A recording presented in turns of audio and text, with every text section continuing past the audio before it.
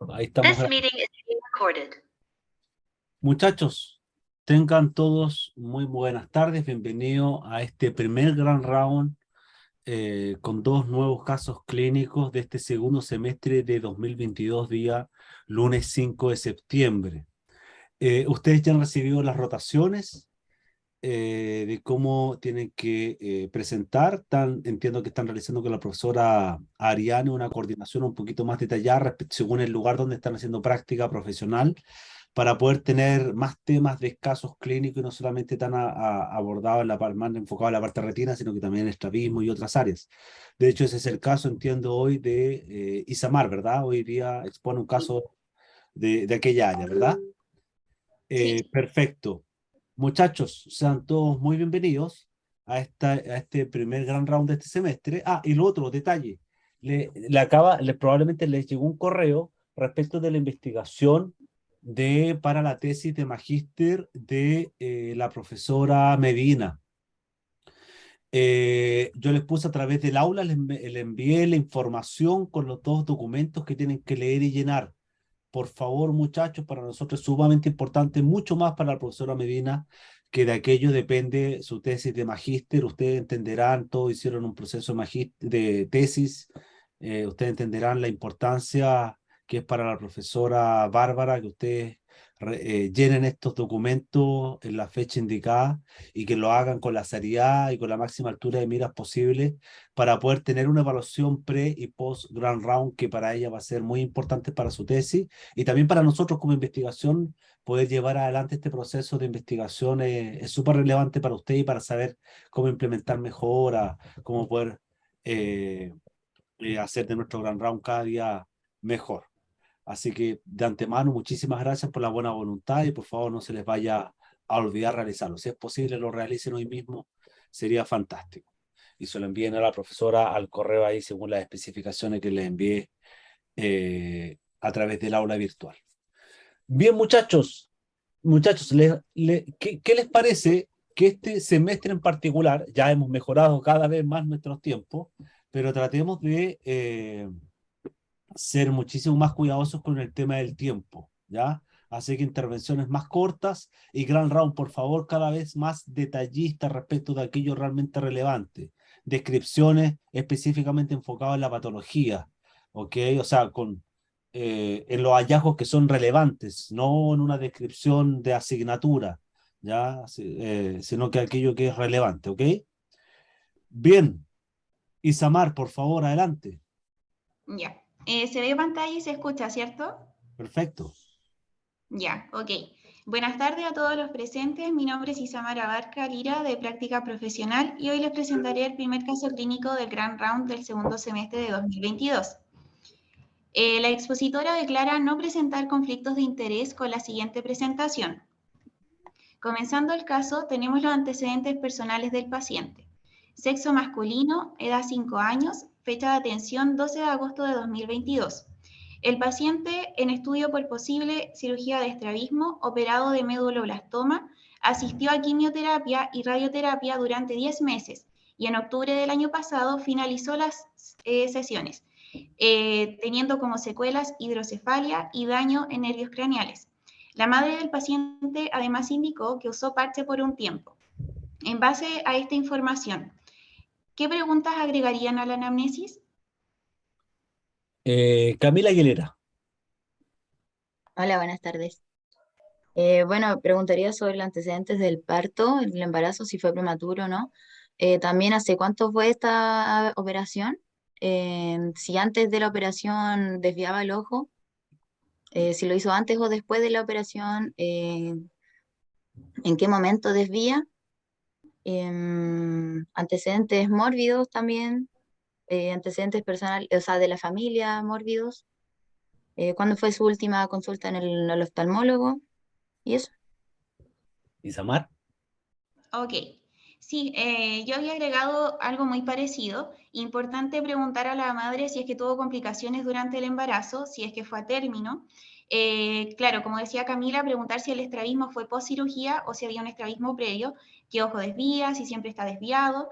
Preguntar sobre enfermedades sistémicas, tanto personales como familiares. cuándo fue la última consulta oftalmológica y se indicó el uso de parche. Acá tenemos que preguntar cuánto tiempo fue, en qué ojo se utilizó, si fue alternante y además preguntar si es que toleró el tratamiento y el uso de medicamentos tanto oculares como sistémicos. Sé que tenemos poca información hasta el momento, pero igual quería preguntar si es que alguien tiene alguna hipótesis diagnóstica con la información presentada. Denis Bravo. Hola, voy viajando, pero si se me escucha, sí. Perfecto. Sí. Ya. Pucha, sería genial tener la información de hacia dónde desvía para hacerme una idea más o menos del tipo de desviación que pudiese tener, pero más que dejándome llevar así como por lo que hablaron quizás de hidrocefalia o por el mismo tumor en sí, yo diría que podría ser alguna parálisis de algún par craneal. Ok. ¿Qué pares craneales usted pensaría asociado al tipo de tumor que tiene? O sea, podría ser el sexto. Es que igual depende, porque no sé la localización del tumor. Podría ser el sexto, el tercero, el cuarto. Ok. Sandra, ¿existe forma de poder pensar algo más sin, por favor, sin spoilear el caso? Bueno, si es de médula, yo pensaría en el núcleo que está más abajo, tal vez en el sexto, pero puede ser cualquiera en realidad, tercero, cuarto, sexto. Ok. Isamara, adelante, por favor. Yeah. De hecho, yo acoté la hipótesis exactamente a parálisis de tercer, cuarto y sexto par craneal, porque este tumor, bueno, después voy a hablar más, es un meduloblastoma que se origina en la fosa posterior, que es la parte más posterior, literalmente, del cerebro.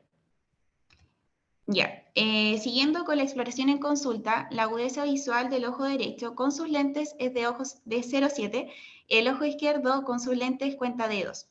El rojo pupilar está presente y simétrico, no hay nada especial en cuanto a tortícolis, y hay nistagmus en resorte en posición extrema de mirada a dextroversión con fase rápida hacia la derecha. En cover-test, acá quiero que pongan un poco de atención porque se dejó como registro el cover-test, sin embargo, no se pudo realizar. Y esto es como un spoiler y ya deberían más o menos guiar hacia dónde va el caso. Se dejó como registro que hay una endotropia izquierda, tanto para lejos como para cerca. El ojo dominante es el ojo derecho y cuando se intentó realizar la convergencia, solo había reflejo de convergencia del ojo derecho. Entonces, teniendo esta información ahora, ¿qué esperarían en la motilidad ocular? Señorita Pérez, interna del CEO, PUCB.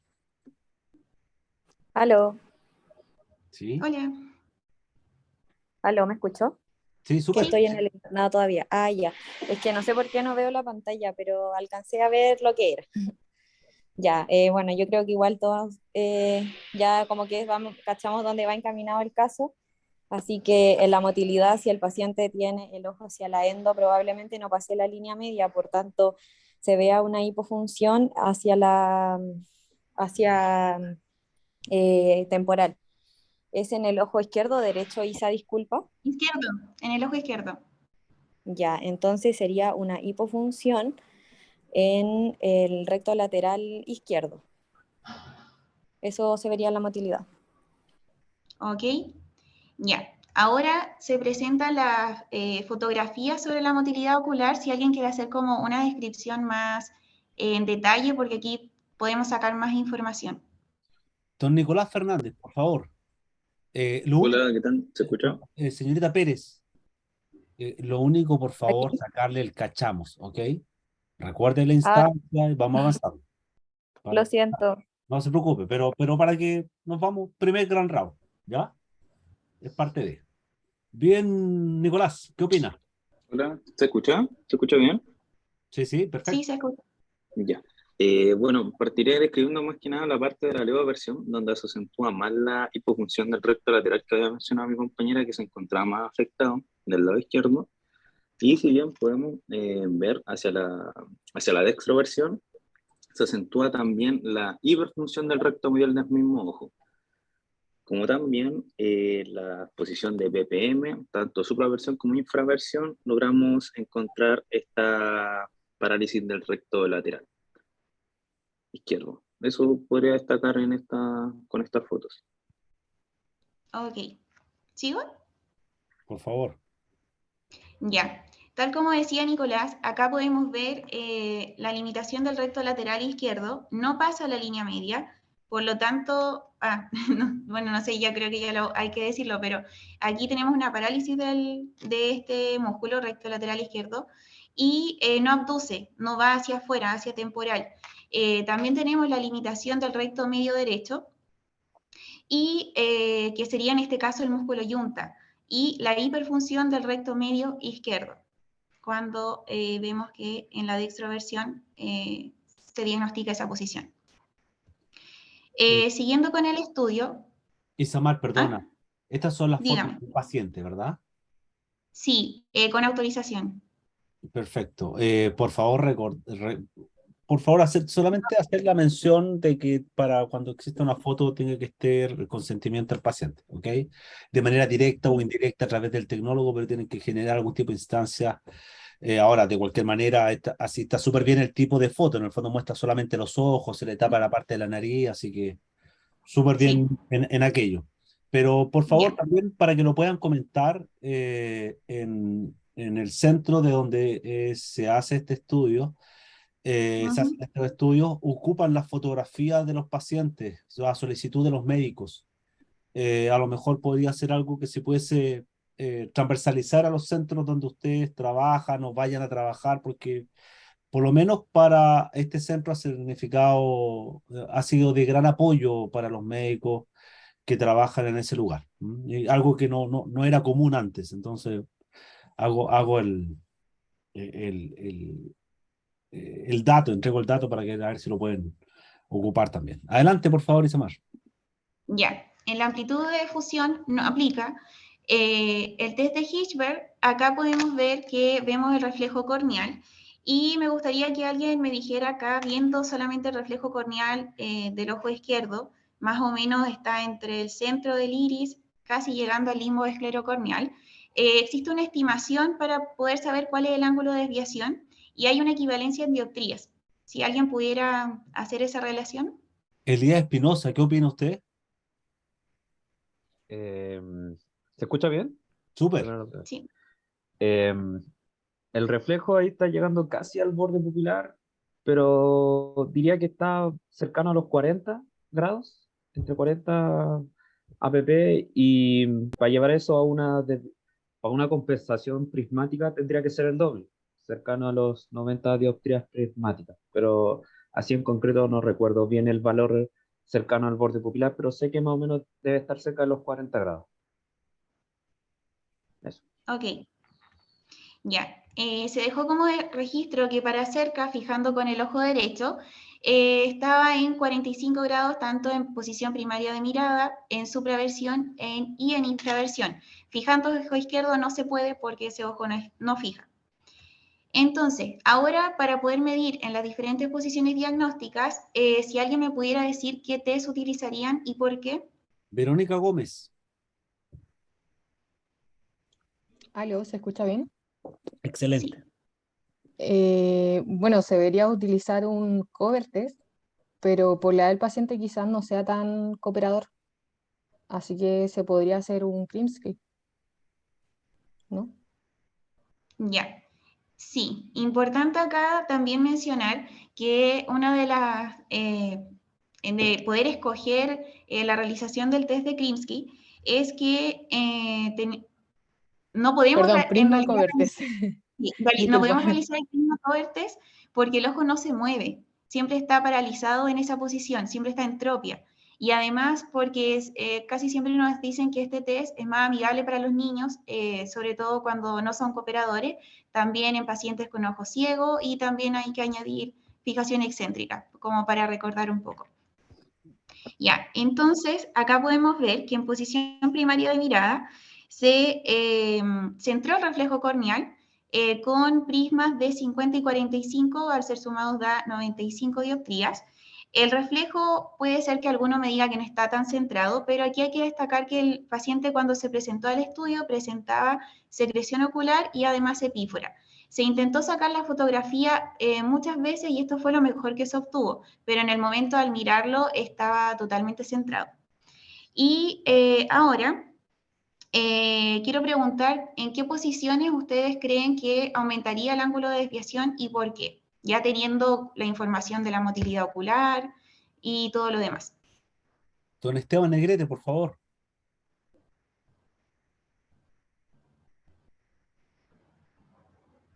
Hola, Esteban, buenas, ¿se escucha? súper bien. Sí, Aumenta el ángulo de desviación siempre que se trata de hacer trabajar el músculo. En este caso se está afectado el recto lateral, entonces cuando intentemos utilizar el recto lateral, la desviación se va a ver aún más presente. En este caso, cuando el paciente mire hacia su izquierda, por decirlo así. sí. De hecho, así es. En la Leo versión, tanto para lejos como para cerca, fijando ojo derecho, hubo una desviación, o sea, un ángulo de 105 dioptrías prismáticas. Y que era exactamente lo que decía Esteban. Ya, en cuanto, si seguimos con el estudio, primero voy a preguntar qué esperarían en el test de Word, porque está totalmente ligado a la estereopsis del paciente, y que me indiquen cuáles de las alternativas que aparecen en pantalla esperarían. Don Franco Cortés. Hola, ¿se escucha? ¿Sí? Sí, Mm.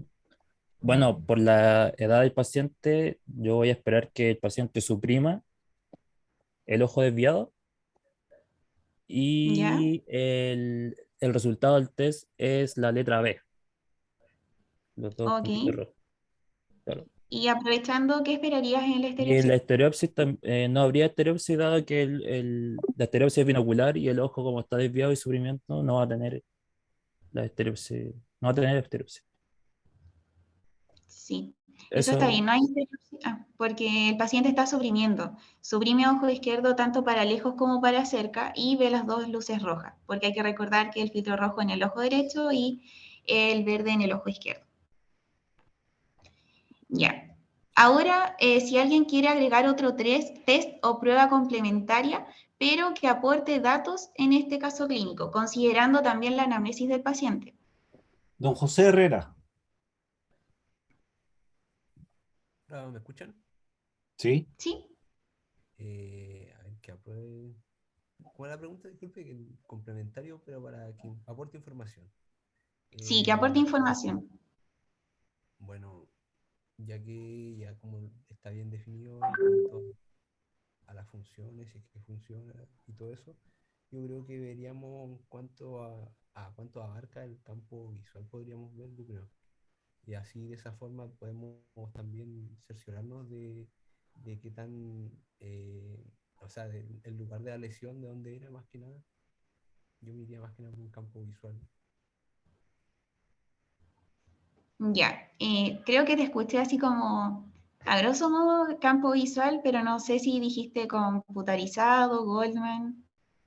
No Sí, dijo no, cuál campo, dijo no sé campo si se me visual. Yo lo escuchó. escuché bien, se escucha abajo. Hable un poco Ya, más fuerte, José. y se escucha un poquito bajo. Oh, ya, discúlpenme. Sí, yo me iría más por un Goldman, yo creo, para de esa forma tener como mayor, indagar más sobre la lesión en sí. Y no sé si me escucho. Ahora mejor, Ya, pero fuiste sí, perdiendo volumen, ¿no? Ya, es que tengo que gritar, pero ahí voy a revisar qué onda mi computador. Pero yo me iría más por un Goldman, de esa forma podemos cerciorarnos de la lesión, hacia qué nivel se encuentra. Ok. ya. De hecho, yo también pensé en un campo visual Goldman y sabemos que, o sea, primero que todo, no se podría hacer el examen, porque sabemos que el ojo izquierdo está siempre en tropia. Y suponiendo que el ojo pasara la línea media, quizás se podría intentar hacer el examen, a pesar de que sea un niño pequeño. Cuando se le hizo el estudio de estrabismo, el niño era muy cooperador y estaba acostumbrado a realizarse muchos exámenes y procedimientos médicos. La idea tampoco es abusar de él, pero si lo podemos ayudar, claro que serviría. ¿Y por qué es importante en este caso estudiar el campo visual? Y me mencionaba la anamnesis porque una de las secuelas que dejó la resección del tumor fue la hidrocefalia. Y la hidrocefalia, como se produce un aumento aumento del líquido, el aumento de la presión en el cerebro, suele dañar el campo visual. Y acá busqué un caso clínico que era muy parecido, pero la diferencia es que era en un adulto, que tuvo un medulloblastoma, que fue reseccionado, y además este medulloblastoma, aparte de producirle hidrocefalia, le produjo hipertensión endocraniana. Y la presión hizo que se desplazara hacia adelante el quiasma y produjera este defecto. Bueno, aunque ya lo dije, no sé si alguien más quiere como describir el campo visual. Sí, démosle la oportunidad a Francisca Delgado, por favor. ¿Aló, me escucho?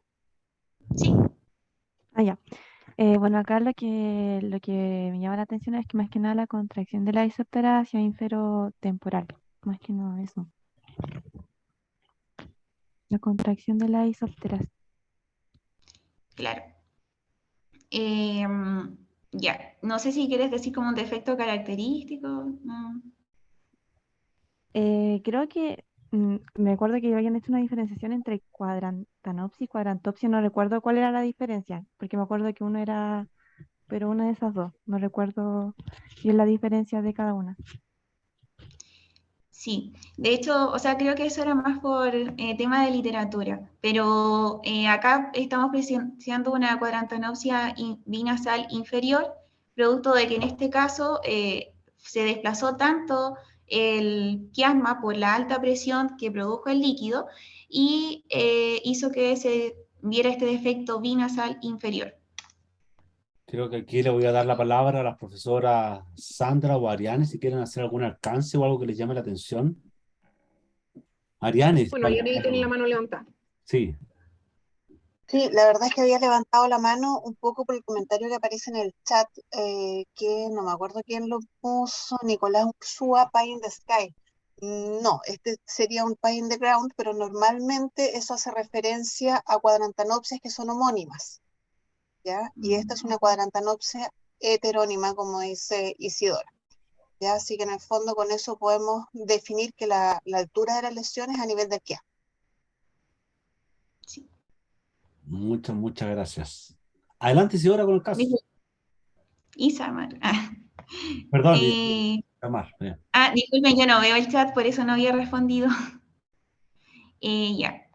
Entonces, teniendo toda esta información, ¿cuál sería el diagnóstico presuntivo? Perdón, me perdí. Voy a darle la palabra a don Nicolás Ursúa. ¿Se escucha? Sí. Sí. ¿Se escucha? Ya, bien. Bueno, con respecto a toda la información que se entregó con los exámenes, yo pensaría más que nada en una parálisis del sexto par. Eso. No tengo como otro diagnóstico presuntivo. Sí, de hecho es bastante evidente. Acá tenemos una parálisis de sexto par craneal total, secundaria a la cirugía de medulloblastoma, que no estamos tan acostumbrados a ver, secundaria a una cirugía y específicamente de un tumor. Y esta cirugía conllevó al síndrome de fosa posterior, o también llamado mutismo cerebeloso. Bueno, antes de continuar con el pronóstico, tratamiento y seguimiento del paciente, les quiero hablar un poco sobre el medulloblastoma. Bueno, este tumor es del sistema nervioso central y es un tumor muy invasivo que puede llegar a tener muchos focos luego de ser reseccionado. De hecho, tiene un alto porcentaje de recurrencias, del 20 al 30% en pacientes pediátricos, y afecta principalmente a niños.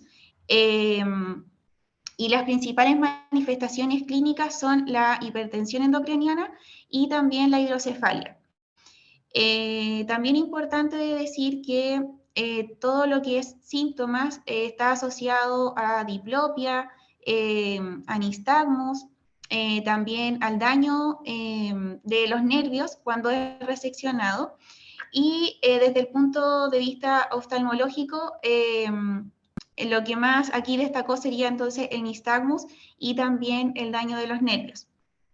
Importante, ya dije que tenía muchas recurrencias y a eso era que yo quería ir, como decir que es muy posible de que este tumor pueda volver en el niño, en el paciente, ya que en la ficha clínica estaba registrado que existían aún focos en las meninges.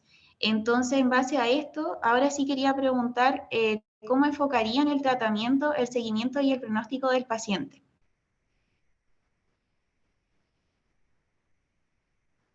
Ahora sí, ahora sí. Señor Engelbert Piñones, por favor. ¿Se escucha? ¿Sí?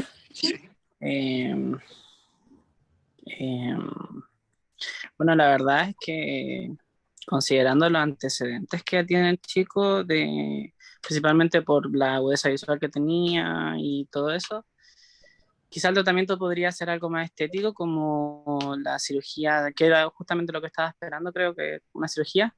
Podría ser algo así como inserción, resensión del músculo, no recuerdo el nombre específico de eso, pero sería algo más estético. Y el uso de los prismas, que era como la opción que se estaba intentando realizar, pero otro tratamiento la verdad es que desconozco. ¿Alguien quiere complementar? Fabián Ábalos, ¿quiere comentar al respecto?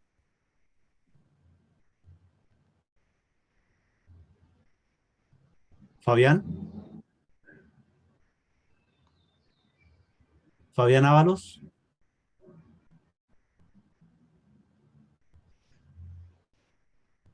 Sería entonces con Fabián Ábalos. Engelbert, prosigue entonces.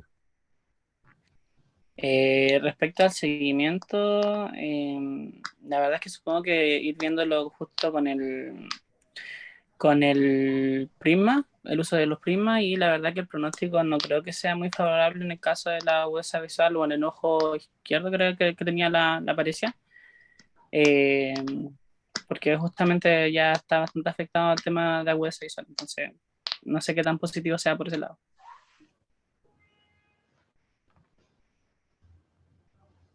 Isamar, prosiga. Okay.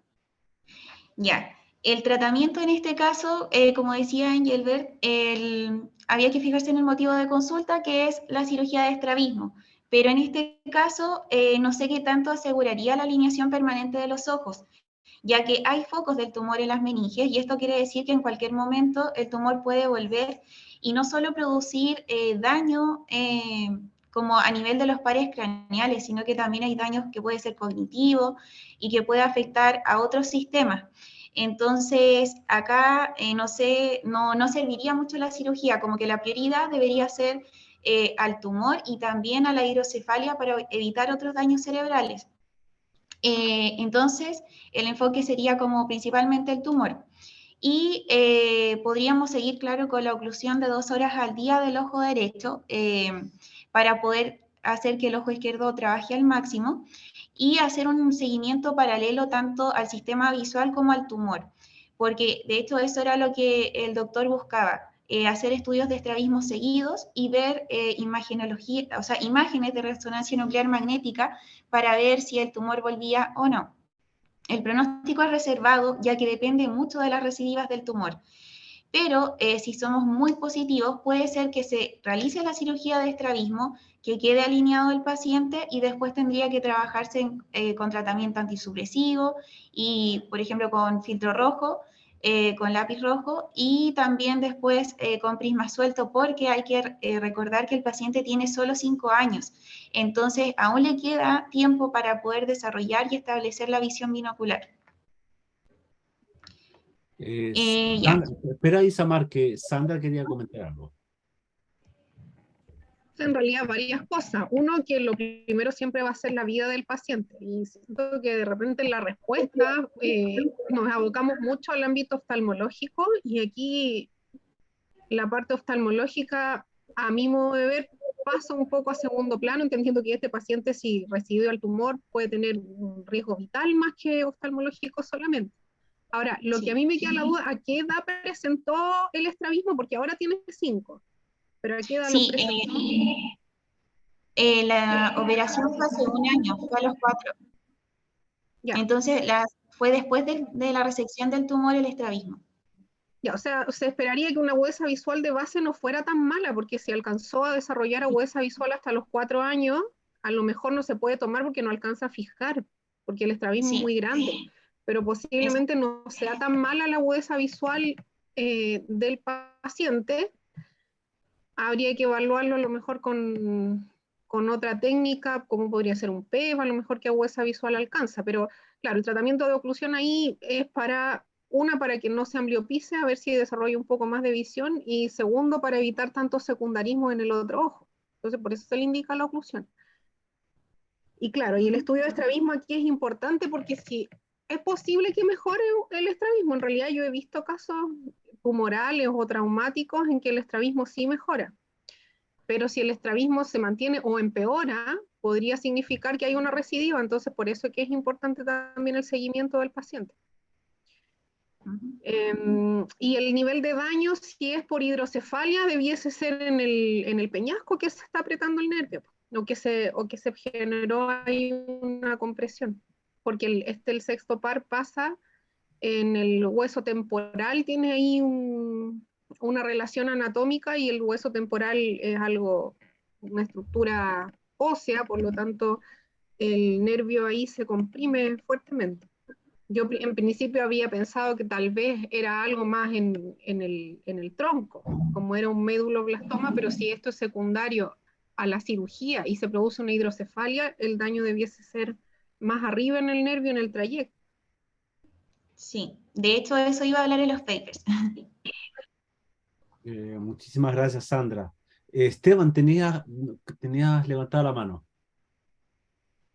Sí, quiero seguir siendo un poco pesado con el TAP, que el TAP es un examen que se realiza más o menos precisamente para ver el pronóstico de la cirugía específicamente de las endodesviaciones, pero no sé si aplica en este sentido porque aparte de ver correspondencia sensorial, nos dice si el ojo volvería a desviarse después de la cirugía. Es que el TAP, Esteban, bueno, el TAP como tal sirve para ver correspondencia sensorial. Si el niño presentó este tumor después de los 2 años de edad, yo esperaría que la correspondencia sensorial del niño fuera normal. Ahora, otra cosa es cuando los oftalmólogos piden test de adaptación prismática para evaluar fusión e indicar un prisma en el lente, que muchas veces los oftalmólogos solicitan TAP, pero que lo que están pidiendo no es un TAP propiamente tal, es para ver una prismación en el lente. Y te podría permitir, en cierto modo, evaluar si a lo mejor podría haber fusión después de una cirugía, algo así, pero yo creo que a este caso no aplica mucho el test de adaptación prismática. No sé, Ariane, si piensas lo mismo o no. Estoy de acuerdo, porque en el fondo hoy día tienes el recto lateral dejó de funcionar por esta compresión. Entonces el test de adaptación prismática en realidad no sé si juega el rol o el objetivo que realmente tiene. Muchachos, y lo que comenta Bruno, dice el uso de corticoides no es viable, digo por el tema de la inflamación que se genera. Lo que pasa es que el corticoide, bueno, no lo sé, muchas veces se usa corticoide, pero se ha descubierto que a nivel del sistema nervioso central, el corticoide tiene un efecto opuesto al que puede tener en el resto del cuerpo. Entonces no sé si hoy día se está usando corticoide para desinflamar a nivel de cabeza. En general la hidrocefalia se usa con tratamientos como el manitol. Ok, muchas gracias. Isamar, remate con los papers, por favor. Bueno, en los papers lo que quise averiguar acá fue más que nada el síndrome de la fosa posterior, que se produce en el 25% de los pacientes pediátricos luego de ser extirpado un méduloblastoma. Acá mencionaba que los nervios craneales más afectados era el sexto par craneal, seguido del tercer par y del cuarto par. Y esto se debía, y complementé con otro paper, a que el sexto par, el nervio abducens, se veía más afectado por el largo trayecto a nivel intracraneal. La cirugía del méduloblastoma tiene un gran riesgo de producir un hematoma extradural, y este hematoma lo que hace es desplazar el tronco encefálico hacia adelante y hacer una interrupción en el trayecto del sexto par craneal. Por eso es que se veía afectado. Otra de las revisiones nombraba todas las complicaciones del méduloblastoma, incluyendo las parálisis. También decía que afectaba produciendo papiledema, atrofia óptica y oftalmoplegia internuclear. Eso más que nada, porque lo demás, todos estos casos, a pesar de que no son tan excepcionales, no hay mucha información en la literatura, solamente nombra como los síntomas, los signos y la prevalencia, pero más allá no mucho. Destacar también que el paciente, aquí en este caso, hay que verlo de forma integral, tal como decía la profe Sandra, la vida del paciente es la que está en riesgo. Y hay que darle prioridad en este caso a la recurrencia del tumor, hay que ver el estado imaginológico, cómo se encuentra el cerebro, y no se puede tomar ninguna decisión desde el punto de vista del sistema visual hasta saber que ya no hayan vestigios del tumor. Como se mencionó anteriormente, aún quedan años para que el paciente desarrolle la visión binocular y es por eso que todavía está en estudio de forma paralela para poder ver qué se hace al respecto. Y fue la derivación temprana al departamento de oftalmología, creo que fue uno de los motivos más importantes para poder garantizar el manejo adecuado de este caso. Gracias por su atención. Ahí está la bibliografía. Isamar, muy bien, muchísimas gracias. Aplausos. Gracias. Muy buen caso, qué buen inicio de Gran Round has tenido y además, no sé, todavía no termina este Gran Round, pero estuvieron todos muy atentos con excepción de don Fabián Ábalos. Julio Araya, por favor, que se vaya preparando el siguiente Gran Round. Julio, ¿usted se conectó con su sesión o está con el computador de Helen? Estoy con el computador de la profe Helen. El tema, don Julio, es que usted va a quedar ausente porque en el fondo usted, cuando revisemos la lista, no va a estar conectado con su sesión. Ah, entonces tengo que conectarme a mi sesión. No, es que no va a aparecer en ninguna parte Julio Araya. ¿Me entiende? Pero está lo anotado en la lista por hoy. Es que por esto es un correo formal. ¿Me puedo conectar del computador ahora? ¿Cómo? Que lo tengo acá, pero ¿me puedo conectar desde mi computador ahora? Pero no sé si afectará. No tiene mucho sentido. Ya. Para ejemplificar, en el fondo, el hecho de cuando se conectan de otro computador y llega a algún acuerdo con el computador de la clínica o del profesor, ¿me entiendes? Si no se conectan, avisa la hora que se conectó, ¿verdad? Y a la hora que se desconecta, porque a través de un correo dirigido a mí y a Sandra, por favor. ¿Ok? Porque de lo contrario, cuando veamos la lista, usted va a quedar ausente. ¿Ok? Ya. Y eso, por favor, que solamente para hacerlo, dejarlo de público conocimiento para todos, para que no tengamos el problema. Entonces ahora le mando un correo. Después, sí, exacto, Julio, exacto. Bien, pues el Gran Round de doña Camila Aguilera. Adelante, por favor. Hola, buenas tardes, profesores, compañeros. Primero quiero felicitar a mi compañera Isamar por un buen caso, estuvo muy entretenido y hace tiempo que no se veía un caso de estrabismo, así que felicitaciones. Gracias, Cami. Ya, y bueno, yo voy a presentar el caso clínico número 2 de este primer Gran Round. Entonces, hoy no puedo. Primero partir diciendo que declaro no tener conflicto de interés con esta presentación. El historial clínico. Tenemos un paciente masculino de 37 años, usó parche de estrabismo en la infancia y no utiliza lentes. Además, su ocupación es chofer de camiones de extracción de minería en altura. Llegó a la consulta médica en marzo y ya que hace 2 semanas declara la visión borrosa en ojo derecho y una imagen luminosa al pestañear al cerrar el ojo. Tenemos que la agudeza visual sin corrección, ojo derecho de 0,6, ojo izquierdo de 1. La presión intraocular, ojo derecho 18 milímetros de mercurio y ojo izquierdo 17. Tenemos en el fondo de ojo, en ojo derecho, una mácula con desprendimiento seroso extenso. En cuanto a la refracción subjetiva, quedó que en el ojo derecho, una esfera de menos 0,25 con un cilindro de menos 0,50 a 60 grados, y ojo izquierdo, menos 0,25 esferas. La biomicroscopía, en realidad, nada en especial en ambos ojos. Y aquí en el ojo derecho quise destacar de que no había una hiperemia conjuntival, cono transparente, cámara anterior profunda, tindal negativo y cristalino transparente, a modo de aclaración. Y se me olvidó decir además que este caso yo me lo tuve que conseguir porque en el hospital donde estoy no había mucho caso así como tan relevante, por así decirlo. Entonces, ¿qué preguntas agregarían a la anamnesis? Perdón, Marcelo Gaete. Hola, buenas tardes, ¿se escucha?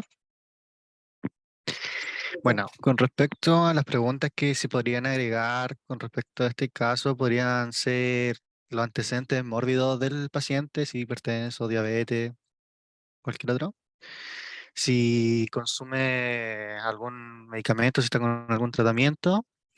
Y con respecto a la visión borrosa, preguntarle si se ha mantenido desde que lo empezó a notar o ha ido aumentando también, o si se mantiene igual o disminuyó. Y eso. Claro, sí, tenía algo muy parecido. También agregar que en qué ojo utilizó el parche y cuál fue el diagnóstico en la infancia. La hora y tipo de tonometría creo que no es como tan relevante, pero de todas formas, para tener una noción. Y la agudeza visual con corrección, porque solo salía la sin corrección. Eso. Entonces, el diagnóstico presuntivo con esta poca información que he dado. Julio Araya. Sí, profe. De lo que están hablando. Profe, que me distrajo un poco porque estaba hablando con la profesora Jerez ahora. Yo le hablé recién, sorry. ¿En qué estamos? Gracias, Julio. Cassandra Yantén. Hola, profe, ¿se escucha? Súper bien. Con los antecedentes que tenemos hasta el momento, que igual son pocos, yo me iría por un edema macular o una central serosa. ¿Ese es el nombre de la patología? Una coriorretinopatía central serosa, perdón. Sí, claro, yo igual había pensado en eso, un edema macular, la coriorretinopatía central serosa y además de una metropía. Bueno, ahí sí ya lo puse. No, perdón, era así. ¿Qué examen solicitaría entonces? Don Franco Alarcón. Hola, buenas. ¿Se me escucha? Sí. Ya, más que nada por los diagnósticos presentivos que hablamos anteriormente y por su historial, pensaría si igual le diría a más exámenes de retina, cámara, iría más a exámenes de retina, como un OCT, por ejemplo, un test de Amsler sería útil para ver, retinografía, obviamente. A ver, era una coriopatía central serosa, ¿cuál era una de las sospechas? Quizás una angiografía.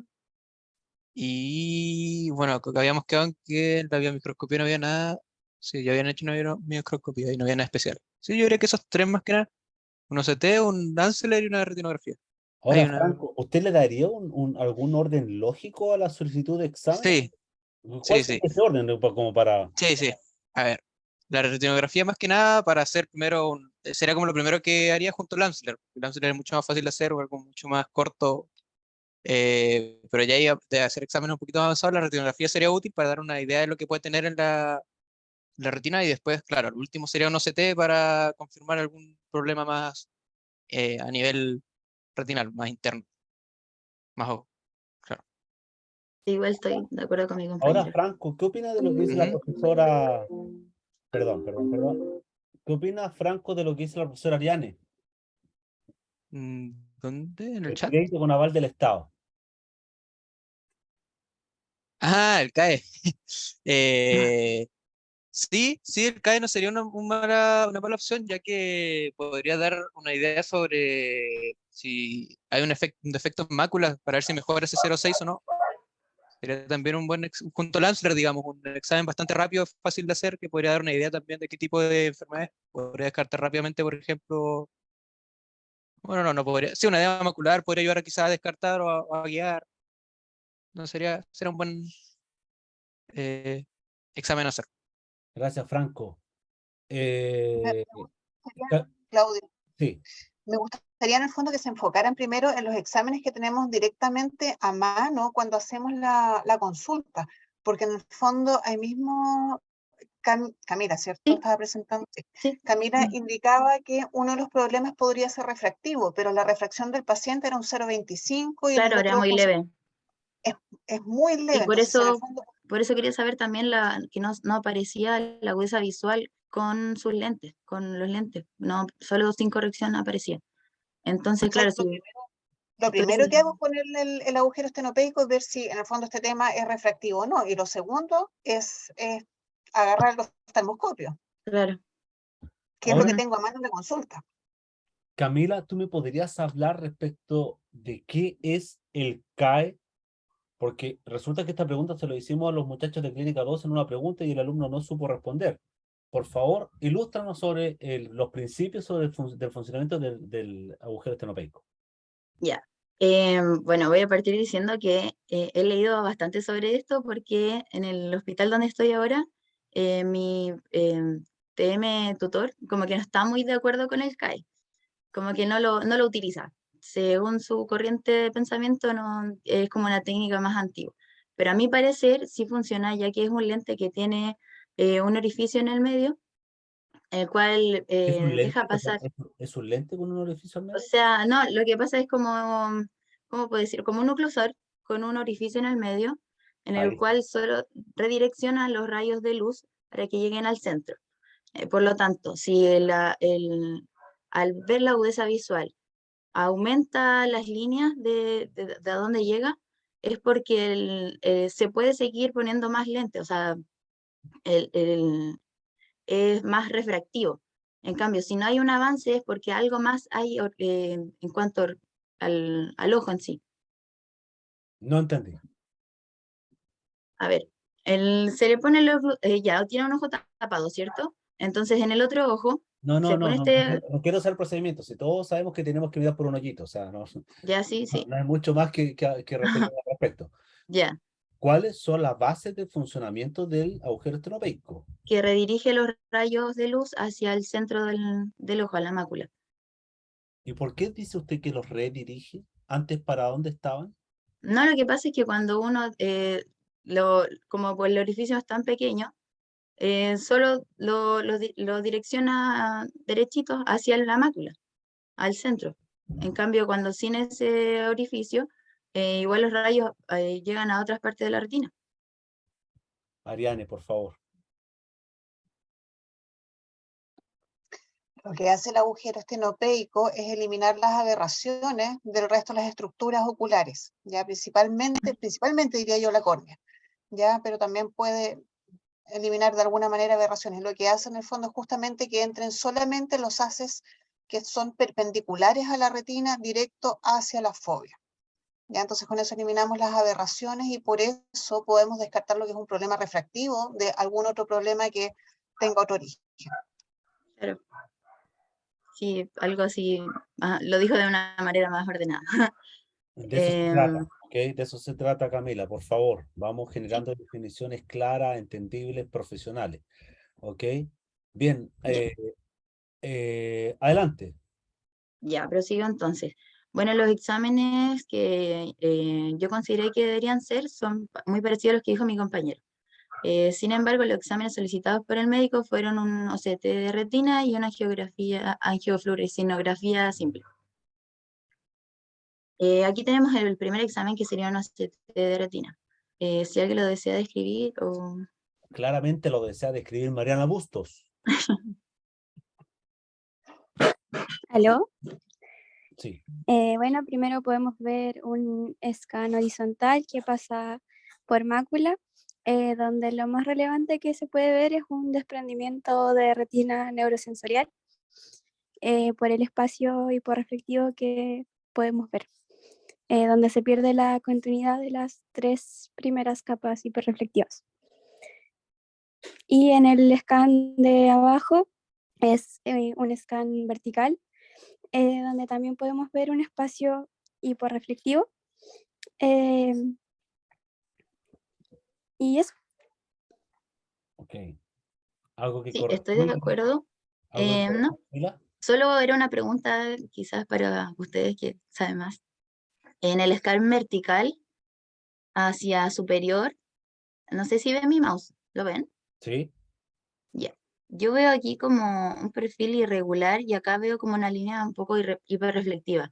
Yo no sé si eso será por alteración de los vasos o si es como un hallazgo más allá, Si como se por ejemplo una fijan, membrana. si se fijan, el scan de referencia está justo allá arriba, donde usted está Claro, indicando eso, está mostrando los vasos allá arriba. sí, sí. Entonces, Entonces, claro, pasarían por correcto. acá y hacen, Exactamente. ¿verdad? No, está todo eso normal. Ya, sí, sí, esa era Mariana, mi duda. solamente una precisión. No existe pérdida de continuidad de las capas de alta reflectividad de la retina externa, solamente están elevadas y están allá arriba de la retina. Es muy diferente decir que si existe una alteración del perfil de las capas de la retina externa a que existe una discontinuidad. ¿Ok? Ok. Bien, adelante. Ya, bien, sigamos entonces. Tenemos un thickness map. ¿Qué opina Bruno Zúñiga? Hola, ¿se escucha bien? Sí. Ya, bueno, tenemos el Tigre Maps, que es un examen fundamental para entrar al oftalmólogo, ya que nos indica cómo es el grosor de retina. En este caso, nos muestra que la retina está engrosada debido a este mismo levantamiento que genera esta hiporreflectividad provocada por el desprendimiento neurosensorial de la retina. Está engrosada en todos sus cuadrantes, ya sea superior, nasal, temporal e inferior. Y bueno, este es un mapa fundamental para luego el tratamiento. Le voy a hacer un estudio comparativo como ha sido con el tratamiento. Claro, sí, concuerdo con lo que dice mi compañero. También recalcar que quizás el engrosamiento se ve más hacia temporal y superior-temporal, para hiperifobial de la mácula. Sigamos entonces, OCTA. Tomás Ortiz.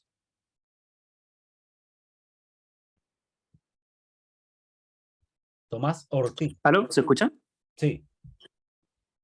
Bueno, podemos ver un OCTA en el que se toma lo que sería la parte de la retina neurosensorial que está desprendida y abajo podemos ver que hay, o sea, se ve la parte donde está el desprendimiento, hay una zona que está más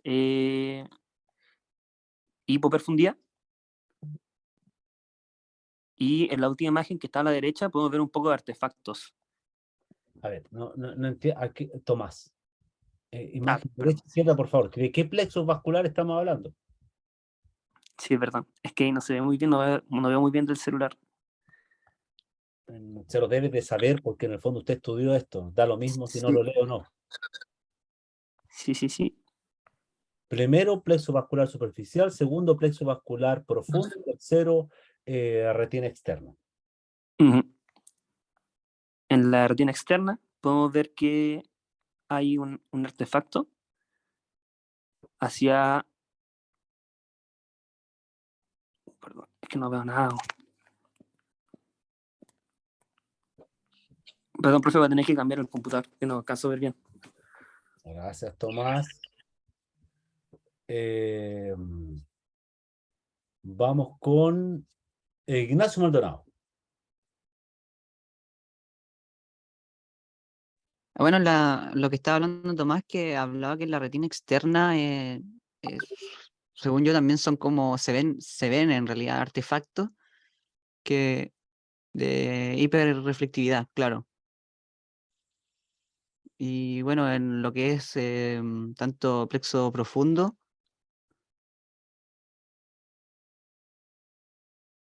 eh, también lo mismo, no sé, se me olvidó la palabra. Por favor, Camila, ilustre a estos muchachos. Sí, que son bueno, sentados en la- hay que recalcar aquí que en este examen es muy importante la segmentación. Si nos fijamos en las imágenes de arriba, se encuentra mal segmentada la retina por este edema que está acá. Entonces, este edema genera el artefacto que no nos deja ver bien la capilaridad de los plexos. La zona, esta debería ser avascular, entonces no debería verse nada.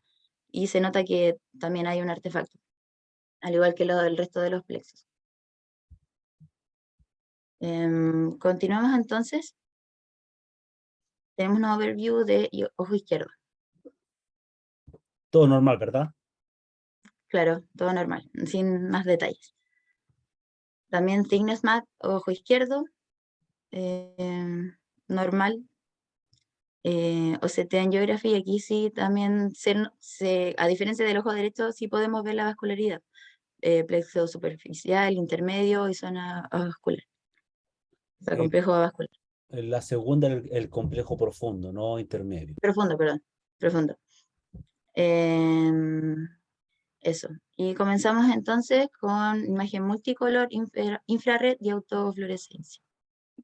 ¿Qué Ojo opina de derecho. esto, doña Danitza Cabrera? Hola, buenas tardes. Buenas tardes. Ya, entonces, como dijo mi compañera, tenemos esta imagen multicolor que es de 50 grados del ojo derecho y llama inmediatamente la atención esta área circular, ¿cierto? Con bordes delimitados y que podría coincidir con este levantamiento del área macular que decía, se dijo en el fondo de ojo, que se extiende hacia superotemporal a mácula y que podría decirse que es de 6 discos de área. Y tenemos la infrared, ¿cierto? Que también podemos ver elemento más oscuro que se condice con la imagen anterior. Y ya el autofluo podría decir que, Demores un poquito más perdón, autofluorescencia. autofluorescencia, sí, lo siento. Podríamos ver que hay un punto hipoautofluorescente superior a temporal, a mácula, perdón, y que sería de un disco de diámetro, o sea, perdón, estaría a un disco de diámetro de distancia, ¿sí?, de la mácula. Sí, coincido y además recalcar que también en la zona macular se ve más hipoautofluorescente de lo normal. Entonces, claro. Y ese punto también que es muy importante. Sigamos entonces, angiografía. Don Nicolás Valdés, ¿qué opina? Hola, buenas tardes. Bueno, la primera imagen es una fase arterial. La segunda imagen es una fase arterioso precoz que se puede ver el flujo laminar, al igual que la arteriosidad media. Y me llama la atención en la fase 4 y 5 hay un punto hiperfluorescente, un hotspot, que nos indicaría que hay infiltración en ese lugar, en la fase tardía. Claro, vemos este punto hotspot que es hiperfluorescente. Y si nos fijamos en la última imagen, este punto crece ya que se impregna de contraste. Ahora, Continúa. aparece desde la fase arteriovenosa, creo que es la fase arteriovenosa tardía, ¿verdad? Que es Tardía, sí. la tercera foto, ya desde ahí ya se empieza a Ya se visualizar empieza a ver muy pequeño, claro. punto Sí. filtrante, ¿verdad? No solamente Ahí, aquí en esta parte se ve muy pequeñito. 4 y 5 no solamente, ¿ok? Claro. Bien, adelante. Sigamos entonces. Ojo izquierdo. ¿Lo dice o...? Aburrido. Pero sigo. Sí. Ya. Sigamos entonces. Ojo izquierdo, sin alteraciones. Angiografía de ojo izquierdo, todo normal.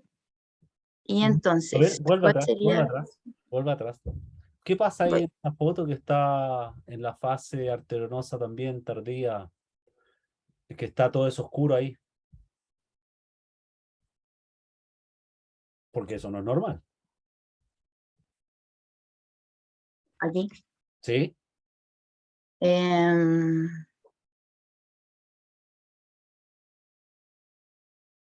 ¿Qué pasa? Camila, en su caso. Sí. ¿Qué opina? Sí, no, en verdad yo no lo había tomado como que fuera algo anormal, solo que en la imagen, las otras imágenes no, como se enfocaron más en el ojo derecho, ¿Pero no le llama la eh, atención eso ahí? ¿Cree que es algo patológico? no me había llamado la atención antes, en verdad, ¿Qué como se podría ven ser? igual, no sabría. Artefacto, claramente a partir Artefacto, de las fases quizás siguientes foco, sabe que eso no está ahí. ya no Puede está, ser artefacto, puede ser lágrima, puede ser foco no. se ensució el lente, puede ser ¿Cuántas Claro. cosas? Lente Sí, por eso empañado, a mí no me llamó la atención, entonces dije, lente empañado también puede ser. Bien, adelante. entonces, diagnóstico final. Y si ahora, aprovechando que ahí ya metió la cuchara. Hola, ¿se escucha? Súper. Sí. Ya, una corioretinopatía central serosa, porque tenemos el hotspot donde está filtrando el líquido, edema y desprendimiento de retina neurosensorial a nivel macular. Así que ese es mi diagnóstico final. Claro. Sí, ojo derecho. Entonces, el tratamiento no lo pregunto y esto dice, en la ficha decía que se le indicó gotitas que son Talof.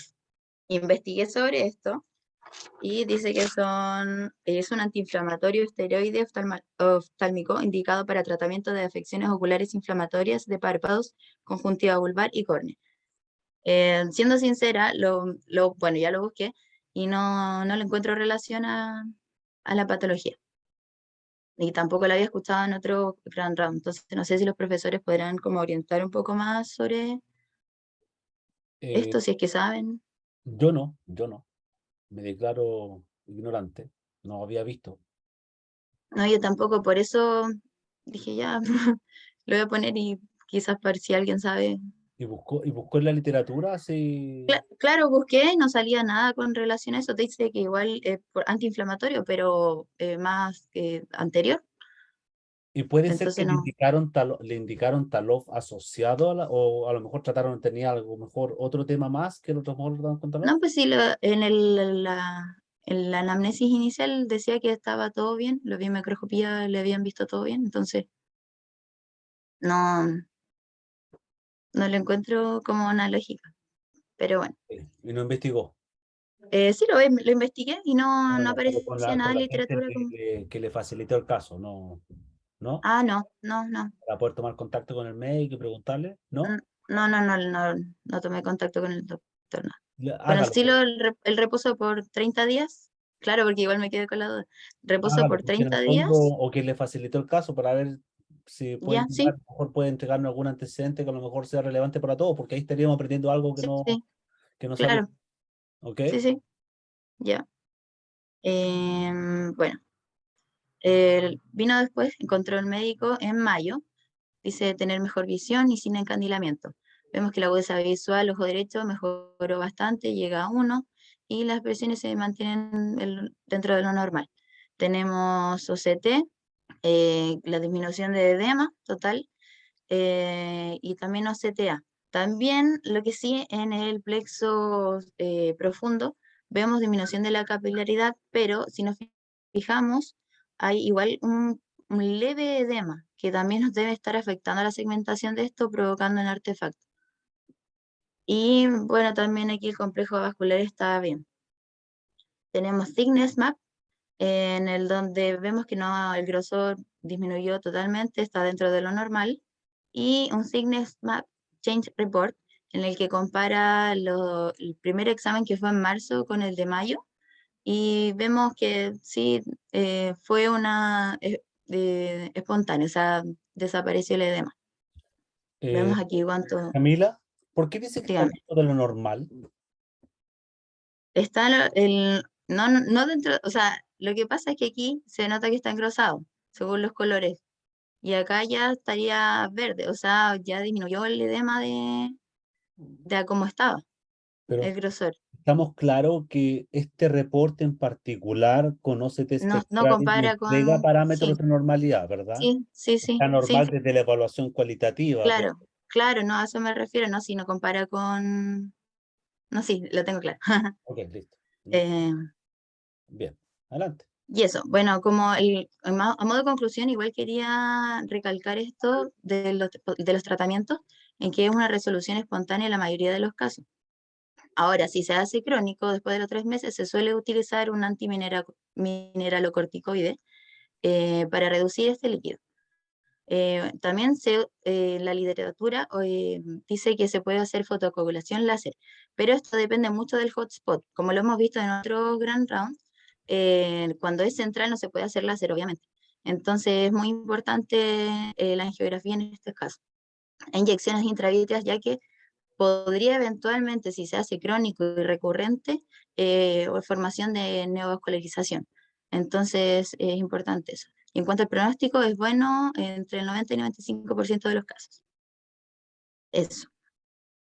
También los papers, bueno, les comento que yo soy como, me gusta mucho meditar, entonces soy muy ansiosa, entonces me gusta meditar. Y justo encontré un paper que se refiere a esto, a la meditación, en que tomaron un grupo de 40 personas con corioretinopatía central serosa, lo dividieron en dos, entre 20 y 20.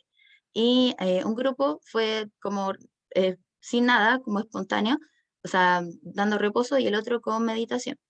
Esta meditación fue 2 primeras semanas en un hospital, donde había un profesor de yoga que enseñaba técnicas de respiración y postura corporal, y las segundas 2 semanas eran ya de ellos, o sea, con lo que habían aprendido. Entonces los resultados fueron que las personas que meditaban lo resolvían ya en 4 semanas, y en cambio los que no, en 19 semanas recién empezaron a presentar avances. Eso. Y lo otro es el otro paper sería en cuanto a la fotocoagulación láser navigated, que claro, como les comenté anteriormente, siempre estuvo esta discusión en los Grand Rounds sobre si se hace fotocoagulación o no en la retinopatía central serosa. Entonces, como siempre quedé con la duda de eso, traté de buscar un paper que se refiriera a más allá, y los resultados fueron positivos siempre y cuando el láser no fuera en el centro. Eran favorables en casos crónicos, porque ya los que se resuelven espontáneamente no hay nada más que hacer. Pero este láser photocoagulation es con láser amarillo, es con micropulso, ¿no? Es con láser Claro, micropulsado. micropulso. Porque ahí sí tiene algún efecto de Claro, láser sí, micropulsado, sí, porque el otro en el sí, fondo. ¿Sí? claro, es micropulso, sí. ¿Podría explicarnos lo que es el micropulso? No.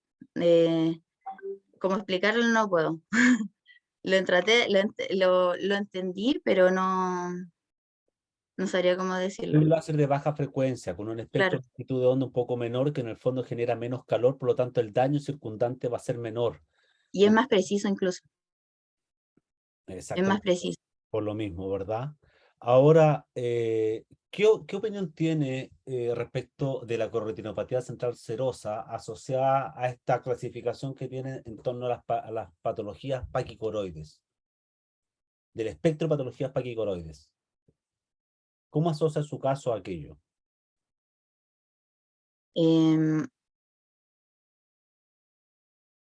Mire, lo que pasa es que yo estaba buscando un caso de central serosa. Ve que hay distintos tipos. Está la tipo 1, que es cuando se levanta solo la retina neurosensorial. Tenemos la tipo 2, que es cuando ya también hay un desprendimiento de EPR. Y está la mixta, donde pueden haber dos. Yo quería buscar un caso que fuera así, porque los semestres anteriores no solo mostraban como esto, pero no lo logré encontrar. El semestre pasado me tocó hacer una clínica en el CEOLA, y ahí sí había un caso parecido a eso, pero no me lo pude conseguir. Entonces, eso. También me llama mucho la atención sobre que existan casos con neovascularización coroide. Y ya que todos vemos esta patología como que ya si se resuelve espontáneamente, pero también podría tener su gravedad si es que se hace crónico y si es recurrente, porque hay personas que les da una vez y después se les quita y después vuelven a presentarlo. Así que eso, me hubiese gustado tener algo más como más novedoso, pero no Entiendo, lo logré pero encontrar. de todas maneras no responde mi pregunta. Bueno, el paciente en la imagen 2CT que usted nos presentó claramente tenía una coroide engrosada, ¿verdad? Sí, Y en el fondo hace alusión respecto a este espectro de patologías de paquicoroides, ¿verdad? Entendiendo que existe una nueva teoría sobre el desarrollo de esta patología y de la corretinopatía central serosa, que está asociado a procesos anastomóticos entre las arterias ciliares cortes posteriores, y la circulación venosa de la coroides directamente desde el origen de estos vasos sanguíneos sin pasar por la red coriocapilar, ¿ya? Por lo tanto, eso genera un fenómeno de dilatación vascular y eso conlleva a una mala nutrición de la coriocapilar, ¿verdad? Que eventualmente genera las alteraciones en la barrera hematorretiniana externa, particularmente en las uniones del epitelio pigmentario retiniano, ¿verdad?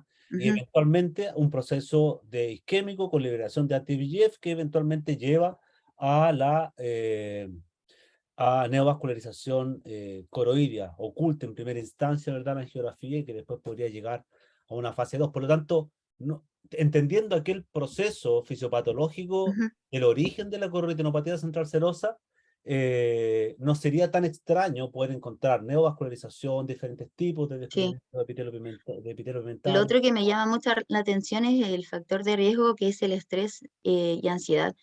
¿Cómo puede afectar y la edad también? ¿Cómo puede llegar a afectar el estrés a una persona y que logre, como usted dice, alterar toda esta, a la barrera hematorretiniana externa, los capilares? ¿Cómo solo el estrés puede lograr eso?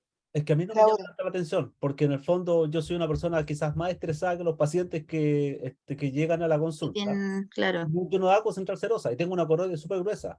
Sin embargo, probablemente no tengo este proceso anastomótico, ¿verdad? Que finalmente lleva al desarrollo de una central serosa. Probablemente sea un factor desencadenante.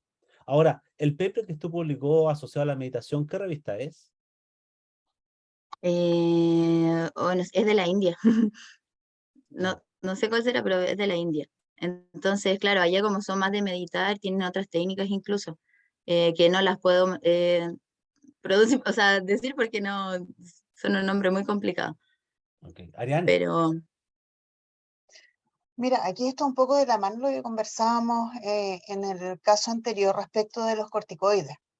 Ya, porque en el fondo eso es lo que se ha estudiado hoy día, que en el fondo a nivel del sistema nervioso central, obviamente el ojo es parte del sistema nervioso central, los corticoides podrían tener este efecto que es un poco antagónico al antiinflamatorio.